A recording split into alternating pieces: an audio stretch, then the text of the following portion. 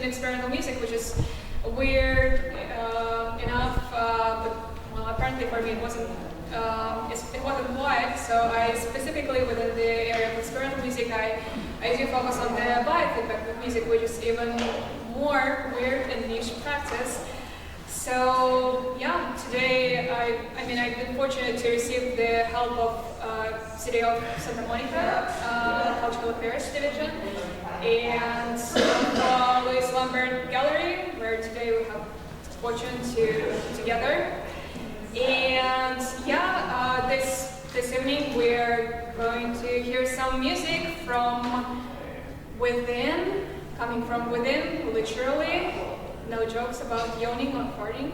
Yeah, that was a joke.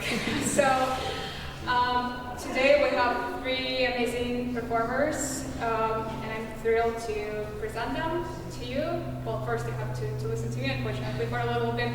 And yeah, Alex Chechile, Barbara Nerness, Kentt Zhao, who is collaborating with Micah Huang, and Micah is kind of with us today remotely. His brainwaves are here, but he is physically in Massachusetts. Yeah. Massachusetts. So yeah, Alex is a composer, sound artist, educator, currently teaching at Rhode Island School of Design. So he's coming from the East Coast. Barbara is a composer, artist, researcher, completing her PhD at Stanford. We're almost there. And well, we have Micah, who is composer, artist, currently pursuing PhD at Harvard, and Kenny, who is a composer, artist, and yeah, and a genderqueer cyber magician based in LA. Why not? So today we have Kenny in flesh, and Micah is here through his brainwaves. And yeah, we probably will take a couple of minutes to kind of figure out what biofeedback music is, and hopefully, yeah, and after that we'll hear some music. So some basics. Biofeedback, practice of gaining conscious control over bodily autoregulation. It was somewhat discovered in 1960s, and some of the major research and developments took place at UCLA, Veterans Hospital, and in Santa Monica, where Biofeedback Research Society was founded in '69, by the way, by a woman, being conscious of this day. Yeah, so we're somewhat in a special place, and mostly biofeedback has been used as a therapeutic practice, and in the Cold War context, the government was interested in funding that, but as it often happens, artists start misusing what could potentially be a weapon, mind control and all that, for artistic purposes, and today we can enjoy the fruits of all that. So here you can see someone who is with us today. This is Alex. Biofeedback music defined by the use of physiological data, electroencephalogram for brainwaves, electrocardiogram for heart rate, and there are many other types, but today we will hear primarily to heart rate and brainwaves. And there are different sources of biofeedback information. It can be sourced from the brain, heart, breath, galvanic skin response, which is sweat, and muscle contraction. These are the most popular, but there are more, such as eye movement. And there are several mediums to represent the biofeedback information that artists are using: video, sounds, and motion control, controlling robots or some sort of material substances. And well, because I've been mostly obsessed with sound, I'm kind of biased, so I'm presenting today to the sound. And the practice of biofeedback music and biofeedback art in general is with us over 50 years. There's no consistent history of that, but hopefully we will fix it in a couple of years. Yeah, and I kind of roughly delineated some of the milestones. It started with a very primitive syndication with early synthesizers, Vocla, Moog, and then musicians introduced the computers and they started to be interested in like chaotic systems, involve ERP, evoke, response, blanking on the rest of it. Then we have introduction of MIDI, and Karma, Ben Knop, Hugh Lasted, they developed a system called Biofeedback, which was used both in therapeutic settings and for artistic practice. In the 90s, artists started to work both with sound and video more actively. And in 2000s, while we have proliferation of the biofeedback devices, there are more types of them, they're somewhat more available. Nevertheless, we don't have like this qualitative shift happening in the praxis, which is something following Thomas Kuhn I would expect as a former historian of science. So yeah, there are some of the challenges with biofeedback music. The tools are too expensive, and the initial idea of the biofeedback music that, well, now anyone without any musical training can participate in creating music, just like wearing a headband or some other sensors.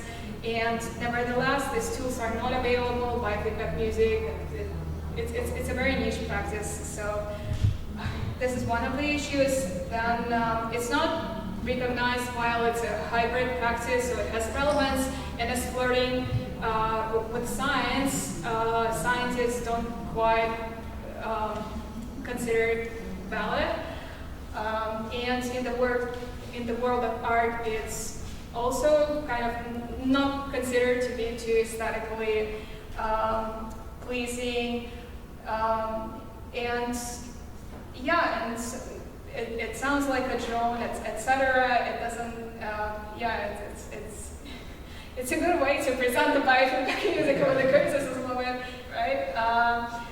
Yeah. So and yeah, just the using again only some of the musicians who are trying to bring this practice kind of to the masses and to the sound at whatever sessions, to communicate it to the broader public without using sophisticated language, they refer to some spiritual practices and connotations which just kind of blur that boundary and kind of interfere with the claim that the practice has any validity science-wise. Yeah, and some of the historical troubles of the biofeedback, which we can probably skip, and think like why to bother? Why biofeedback music is, yeah, why it's still worth pursuing? Well, it's a hybrid practice, and it permits us kind of do both things and be very efficient, as some of the current spokesmen encourage us to do. And we can create we can take science out of the lab and invite people, the taxpayers, to participate in it, which is good for transparency of science and research, and also it allows us to kind of get the feedback of the broader public, whether it is something that is meaningful to them, whether the research that scientists are making, whether it's something that can bring the change, and we shouldn't force people. We can do it with aesthetic tools, so we can basically do this kind of participatory science that is more transparent and more democratic, open for participation again of people who are not in a position of privilege, who are not participating in academia, which happens for various reasons, including the financial ones. And what I find to be particularly exciting, this kind of conundrum, because while biofeedback art and biofeedback music makes claims about this, it's scientific kind of importance and validity. At the same time, the biofeedback music itself is dream of telepathy and telekinesis coming true, the dream of the 19th century, 1860s, 1870s, when people were really into those spiritual kind of seance, right? That's the way they're called. And that is something that today we would consider deeply anti-scientific, but 100 years later, there actually appeared the tools for controlling sound without touching an instrument. And again, early pioneers of biofeedback music, they were making all different statements that participating together, wearing, for example, EEG and other sensors, that people could kind of get, that their brainwaves could synchronize, etc. So that kind of that resonates with the idea of telepathy and getting in sync. So yeah, this is, I think this is an interesting epistemic conundrum that is worth continuing to explore. So yeah, I mean, meta platforms are the evil, but if you're interested in pictures and some short texts, the network that I started, it's on all those different media, and yeah, that's it with me. And now,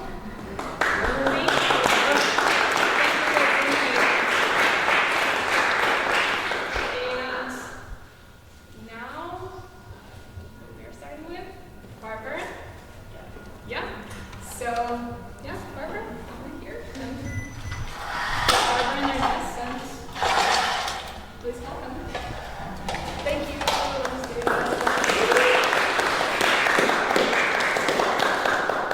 I'm actually going to perform 2 pieces tonight, and the first one will involve you all here, should you want to. No pressure. But the first piece is actually a guided meditation that was a neuroscience study that I ran with EEG to look at what happens during the brain when you are both sort of in a meditative state and also making sound and improvising musically. So it was inspired by Pauline Oliveros' project in 1973 at UC San Diego, where she was teaching. And she ran an exploratory project with her class looking at meditation, composition, and she actually collected brainwave data back then. So this study was inspired by her, and I shortened the track that participants had to do, but It's about 10 minutes, so we're kind of going to start with opening our ears and listening, and also kind of paying attention to our own bodies and your own signals coming from inside. So there's going to be some instructions in the track, and basically when it asks you to make sound, you can just hum softly, any pitch you want. There will be some sound playing, and then it will ask you to imagine. So the idea is to then imagine that you're humming those sounds but not actually make the sound. And feel free to keep your eyes open or closed the whole time, whatever's comfortable to you.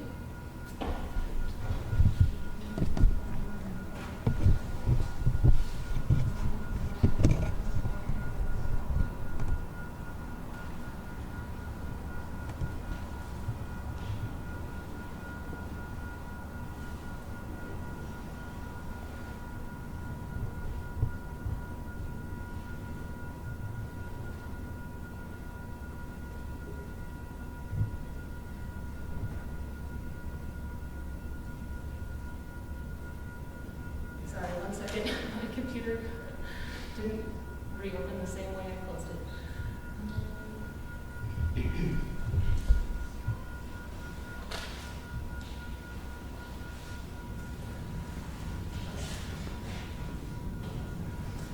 Welcome to the sonic meditation.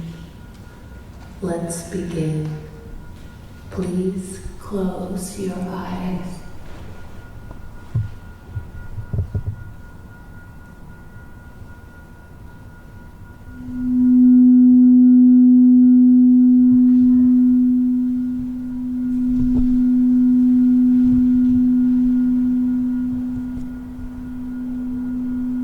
Open your eyes and remain at rest.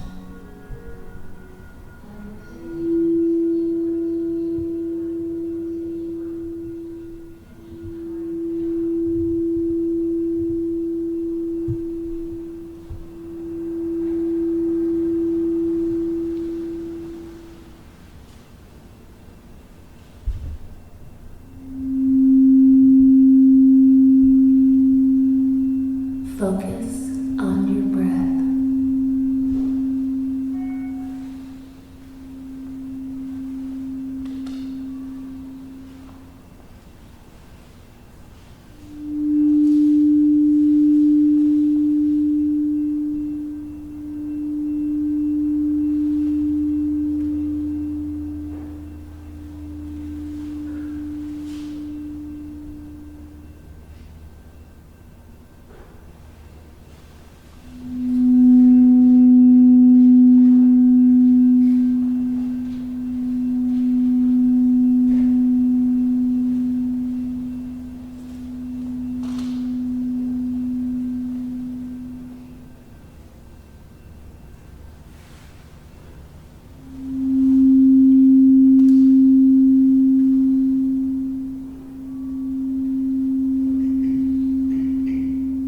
Now, listen to all sounds.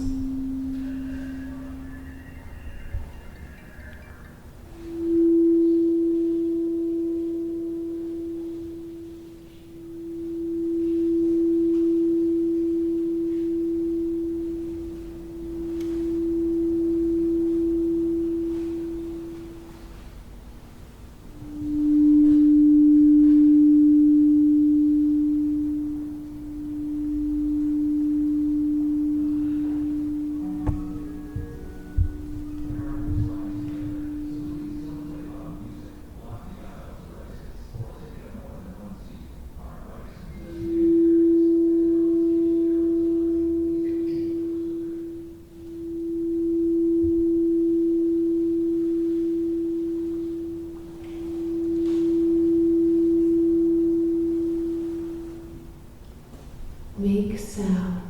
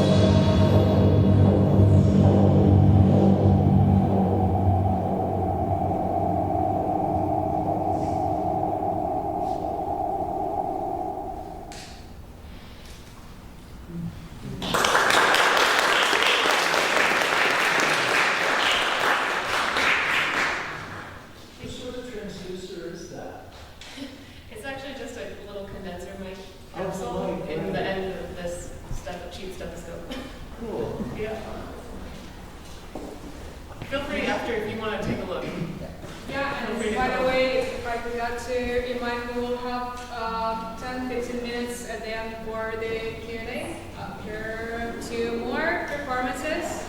And let's welcome Alex. Get here.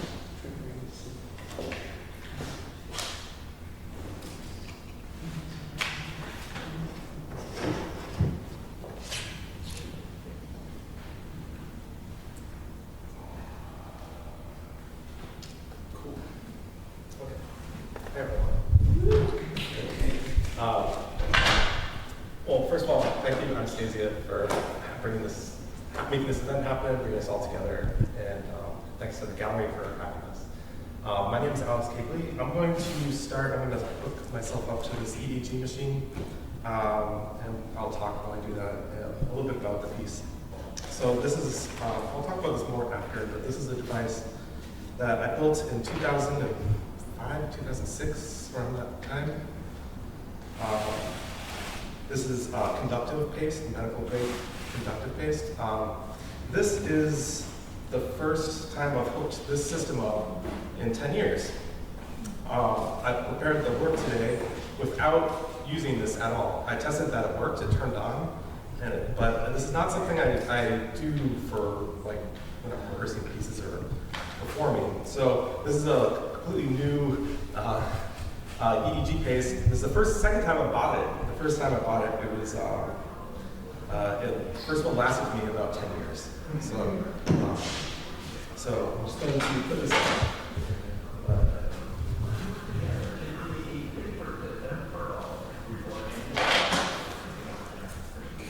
So my piece is going to be in 2 parts, and there will be no break between them.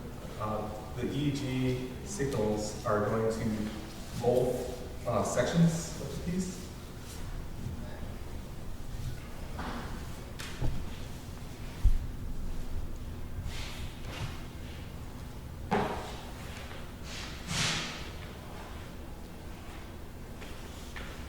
The second part of the piece is going to involve another form of sound in the body. Specifically, it's involving something called difference tones, which are sounds that your ears actually produce. So usually you think your ears as receivers, but they can actually generate sound. That sound can be audible depending on the frequencies that we put in the acoustic space. So there'll be sounds in the acoustic space that will be producing different sounds in your ear that your ear is actually doing from the hair cells.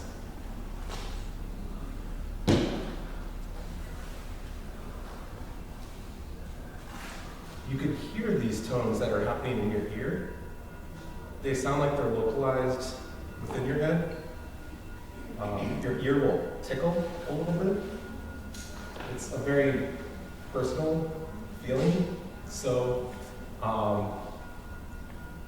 just giving you a heads up. If you don't like it, you can go like that. If you do like it, or you're feeling adventurous, you'll see me do this, but feel free to cup your ears like this, and it'll enhance the effect like a lot.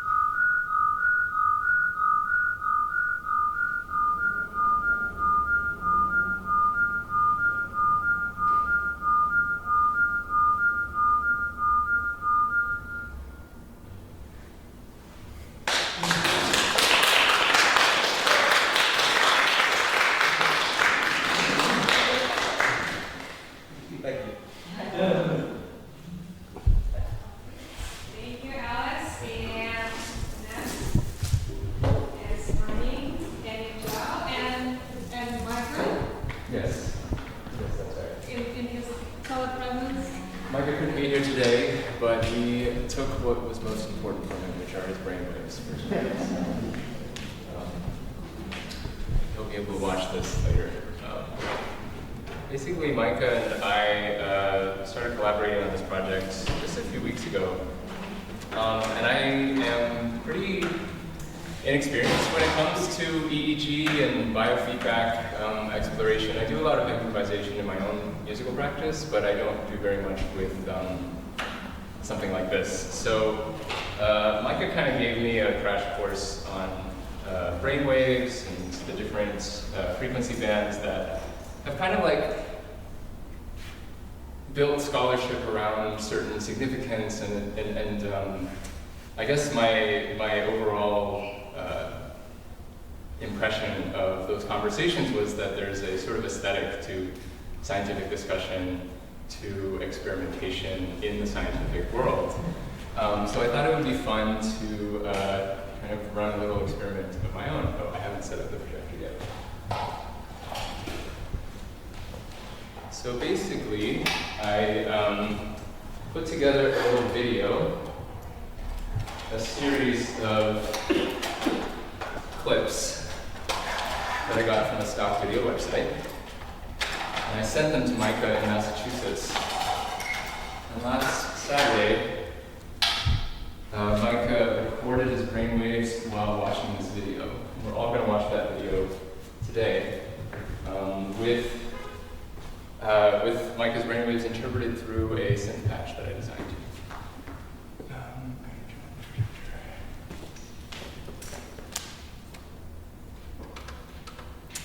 This is really designed not to need much of an introduction. I'm hoping that you can get a sensory impression of what's going on without having to understand much about brainwaves.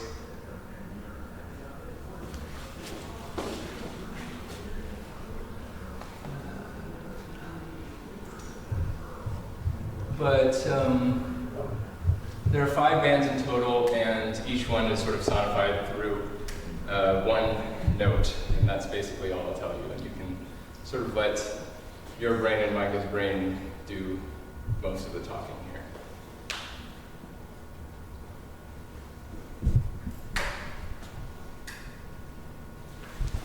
This was turned off, I think, by one of the switches.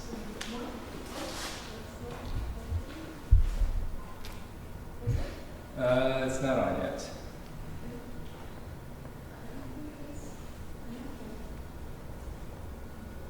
Yeah, maybe.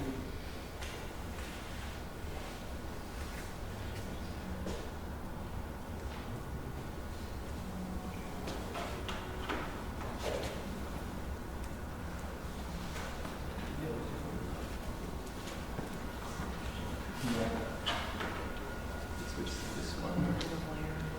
This is the main one that needs switching anyway. Yeah, if we can just here? Yeah. Which can it reach? I have an extension.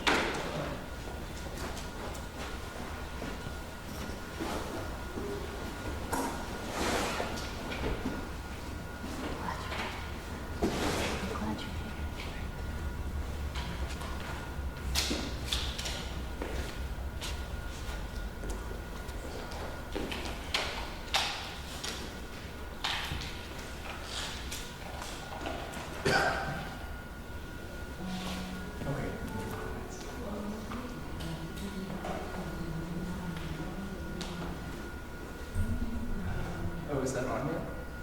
Yes, it is.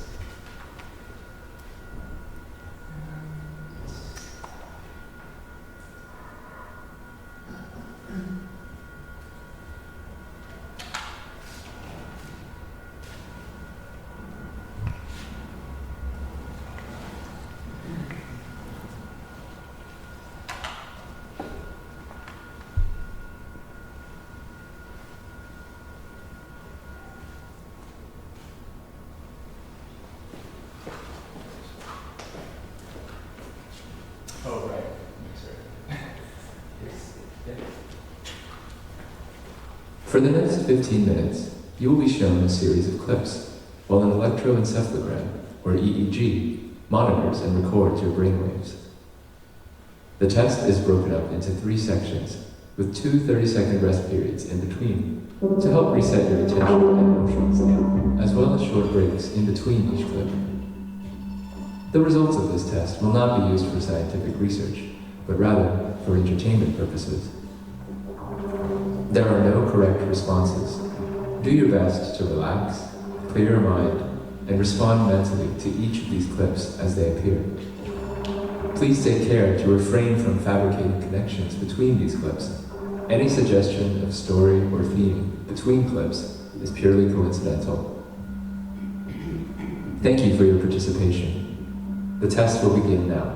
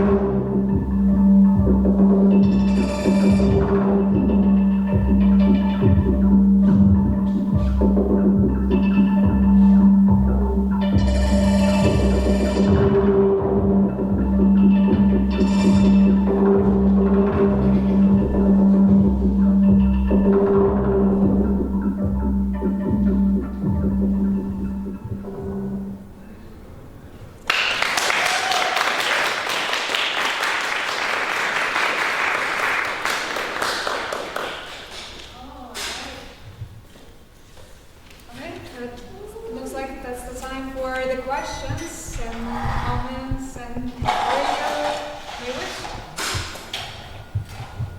Yeah, absolutely. So with both you guys, it was unclear what the correlation is between, with the brain waves and the music. Is there algorithm converting to like MIDI or synthesizer tones or? Yeah, so the EEG's signal is recorded and it's goes into a patch in my computer. It's a program made that basically takes in the signals and then parses it out from each channel. The different brain alpha, beta, theta, gamma, takes SMR, different bandwidths of the signal. And then that's routed in various ways. And so in the first part, I'm sending the signals to the modular synthesizer, which is a synthesizer that's controlled by voltage. And so the brainwave voltage is being turned into voltage for the synthesizer. And is changing the timbre, rhythm, other aspects of the piece, timing of the patch as it was going. It was also changing the shift of the sound within the speakers. So if I had the system off and had that patch going, the sound would just kind of be going around the room. If I turn on the system, that signal goes down, like that signal emerges, like the volume of that signal comes up and down, as well as the speed of the sound. So it's not really going around in a circle, it's sort of like popping up here, popping up there, and different aspects. And then the second part, it was the dynamics between all of the different acoustic tones, which are called primary tones. And so the dynamics were changing. And so most of the time with difference tones, there's two acoustic tones, and then the ear produces one or two difference tones. And so I was using a complex spectrum of acoustic tones, and so it creates a spectrum of tones generated in the ear. And so based on the levels of the signals that are going, certain tones might not appear, but others will. And so sort of that spectrum is determined spectrally by the EEG signal. Cool. Thanks. Mine was fairly simple. I talked to Micah about how voltage can sort of be taken directly from one to the next. I don't have as much experience with modular synthesis, and I know there's like a one-to-one, just direct, you can translate one to the other. But Micah kind of gave me a hand and basically converted them to audio level waves, which move at a slow pace. And basically the amplitude of each of the notes you heard was a different wave, a different band of the brain waves that are being recorded. So, from lowest to highest, the slowest to fastest brain waves. I don't know if it's accurate to call them brain waves, or is it bands of brain waves? But just electricity that's coming out. yeah, I try to do some things with just improving clarity. So, anytime one band was particularly high, that would basically cause the note to play more frequently, play more intensely, more loudly. And then it was kind of a fun experiment of sort of designing an instrument that would take that information, kind of like a piano would.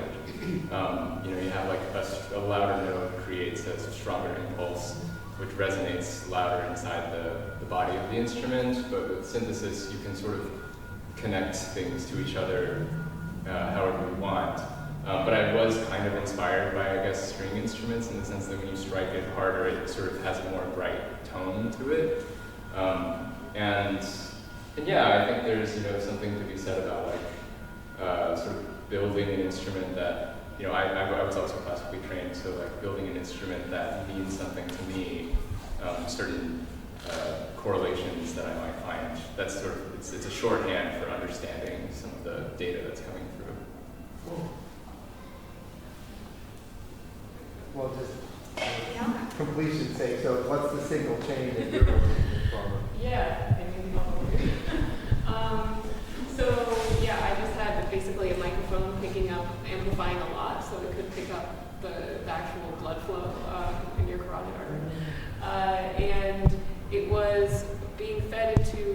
bunch of different things. One was I had a recording of ocean waves, and it was just modulating the amplitude so the ocean sounds louder with each beat, as if I'm beating along with the ocean.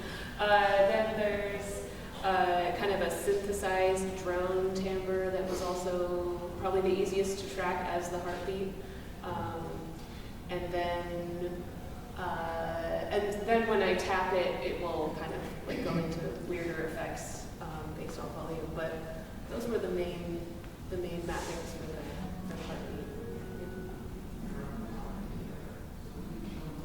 So are you guys all using like max MSP? Is it saying on the computers, is it basically like max MSP or something like that? When you talk about a patch, I mean, you're talking about just you writing code? Or? Yeah, yes, Max is involved. Max was doing the parsing of the signals. I'm also using a programming language called Chuck, which is a text-based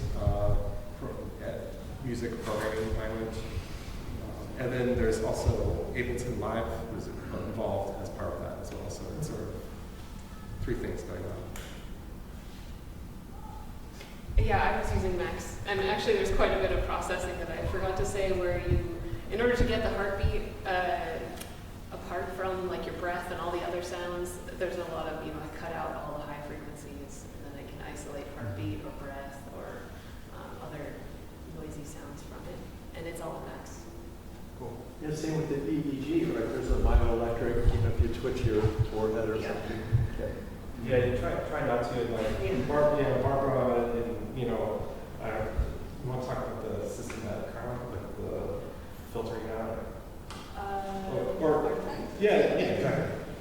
Yeah, so I mean, often when we're running a study in the lab, where, especially when people's eyes blink, it creates a huge response that you don't really want because it covers up the brainwave activity, which is much softer.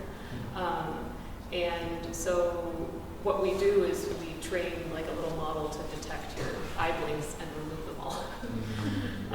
So that you can actually see what's generated here and not like all our muscles generate a ton of electrical activity that can cover up the brainwaves. Yeah, there was some Max, but Micah is definitely the pro at that. I kind of got my 7-day trial and I was sort of trying to find my way through it. And I ended up kind of actually finding, Micah made me this device that I couldn't really get to work. And then I had found this device in Ableton called envelope follower, which basically takes your waveform and it turns it into parameter data. So you can just map that to, one device can map to like 8 different things at different rates and percentages. So you could, for example, with this, I mapped the amplitude of that wave to the time of an arpeggiator, but it had to be mapped in reverse so that the time would get smaller as the value went higher. But that device just made it really easy to create a relationship between those two things. Would y'all, I'm sorry, go ahead. Yeah. Oh, okay. Would y'all care to speak to the recursive aspect of it? Going through the experiments and then it's being produced and how that influences subsequent activity? I mean, just your personal experiences with that. Yeah. With the heartbeat, it's actually been really nice because I didn't realize I had a really slow heartbeat until I started listening to it a lot. I was like, whoa. And this was actually pretty fast, so when I sat down, I was like, oh my god, when you sit down to perform, it's obviously elevated, so it's always interesting because I can't, unless I practice in front of an audience, you never know exactly how it's going to go. So I find it really actually interesting because I get to observe myself while I'm performing versus other environments, and I try not to. I had a piece once where I was controlling it with my breath, so like holding your breath or breathing out, and for this one it was more just an observation kind of state, which I like to do. And especially when you have kind of a slow rhythm going, it tends to calm me down, so I enjoy like that aspect of it. It becomes a kind of a personal, also like meditative practice that I can just go to. So. Yeah, that's a great question. That's the why question. Like, why do this? And it's all about that. It's about this. Like I said before, I was setting up. I haven't hooked up the system when I made that piece. How does it change? What does it do? Like that makes it interesting to me. Like I plan a piece, I know the piece, and what happens isn't what I planned. And so it's like the chaos element. And whether or not I choose to embrace it, it creates another layer. It's like, yeah, I'm embracing this, I like where this is going, I'm just gonna like, I'm not thinking about it, because when you think about it explicitly, it throws it. So, it's just about finding that state where it kind of just speaks to your chest, and you're just kind of like, you find an equilibrium with the piece. And that's what makes it, why I do it. And that's why I don't do it at home. And so it's been 10 years. It was a modulations concert at Carmen. It was the last time I did this. And then I played many concerts up until that point. But then my work shifted more to the ear tone work, the different tones. And I did one other piece where I also used the biofeedback in the ear tone work. But most of they're kind of in two separate works. And so, yeah, it's just kind of like, trying to get you to explore those relationships between, myself and the work I'm playing, or if I'm playing in a group, between the audience members and what we're feeling. Sometimes multiple audience members have it, and between you all, it's like there's the whole dynamic, the feeling I'm feeling in the room with everyone while I'm playing, and so it's kind of just taps into that and makes things audible, and whether you choose to go in that or not. If you don't, then it can be a little disruptive. And so it's, that's not where I try to go with that. Yeah, I think, with my pieces, it feels a little bit different in the sense that I'm not the one hooked up. I don't feel like my response is necessarily informing the piece, but as I was making it, it was very much just sort of like a process of auditioning what I felt was meaningful to me to hear from what was happening. I talked about a little bit of like connecting these things to each other. So it was really a matter of like highlighting moments that were significant and seeing if they sounded a way that was moving. I haven't watched the whole thing until today, and every time I watch it, I feel like Micah and I were having a lot of giddy conversations about just the layers of watching somebody do something, of being aware of your own experience, of being aware of my experience, making the choices of what's in the video. There's all these different stories, you could tell. There's stories you could tell about what those things mean. And then there's also the story, I think maybe even before the story, there's the vibrational resonance of the sound as it hits you. And that's almost like a completely separate thing than what was Micah thinking when you watched this, So I think those are the things that I find most interesting about interacting with this medium and composing for it, I guess you could say. I have one more question. So it's everything here is sourced from physiology, and so is there a kind of there's many senses of sight and taste and smell. Is there something unique or important about the relationship of the physiology to the musical expression, to the sonic expression? Is that important, or is that kind of arbitrary? Yeah, I think it's very, very important. Sort of going backwards, so the ear tone work, the whole reason why I do both parts, I'll speak to both at the same time, is there's an underlying thread in my own work, and this extends beyond even my own body, and this goes to even just machines.